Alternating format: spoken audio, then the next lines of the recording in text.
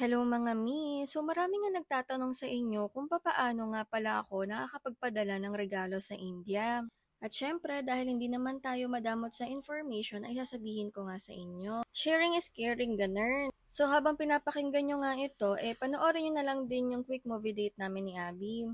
Nanood din kasi kami ng Twisters nung nakaraan. At dahil nasa LDR relationship nga kami, madalas parang ito na yung pinaka-bonding namin. Kaya minsan, kahit available naman ito sa online, sinasadya pa rin namin manood sa labas para naman maiba yung ambience. Maiba lang din ako. Alam nyo ba minsan, may mga nagtatanong sa akin na buti hindi daw ako nahihiyang makipag-date sa labas virtually or kumain sa labas mag-isa tapos ang kaharap ko phone, ganun.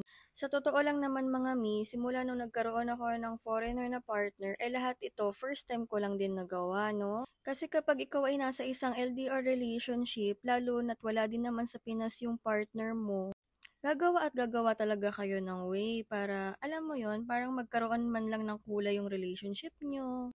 And para hindi kayo naboboring pareho, hindi naman siya nakakahiya for me. Actually, yung iba nga natutuwa pa na, alam mo yon, nagkaroon kami ng idea na ganto. At saka isa pa, mahilig kasi kaming mag-explore. So ito na nga mga mi, paano nga ba ako nakakapagpadala sa India?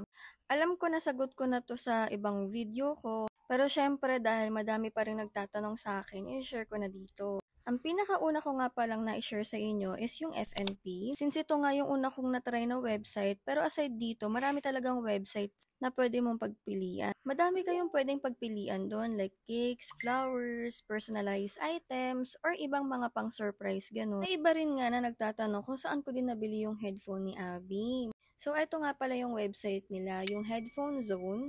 Mostly specialized lang talaga siya for earphones, gano'n. At hindi ko alam kung anong nagustuhan ni Abby dito, pero para kasing nakita ko to sa mga artist, like yung mga singers, ganyan. Ayun yung mga ginagamit nilang earphones, lalo na pag nagper-perform. So, ayan. At sa mga naghahanap naman ng parang Shopee or Lazada sa kanila, madalas ang gamit po talaga nila is Amazon or yung Flipkart. So, halo-halo na din doon. Meron na din siyang mga branded items, gano'n. Mga shirts, watches, cellphones, gadgets, grocery items, at kung ano-ano pa. So, ayan, share ko lang. Madalas nga na nakikita ko sa problema ng iba is yung pagbabayad. Lalo na para dun sa mga walang debit or credit card, gano'n. So, dahil may mga ganitong cases nga, pwede naman kayo magpa-assist dito sa page na to. Just expect na nga lang na meron talagang additional charges para sa service nila. Mas advice ko lang talaga na kung kaya naman nila magbayad personally, i-push na nila yan. So, ayun lang, kakadaldal ko pala dito, naglalakad na pala ako mula Robinsons hanggang sa amin, nakakaloka.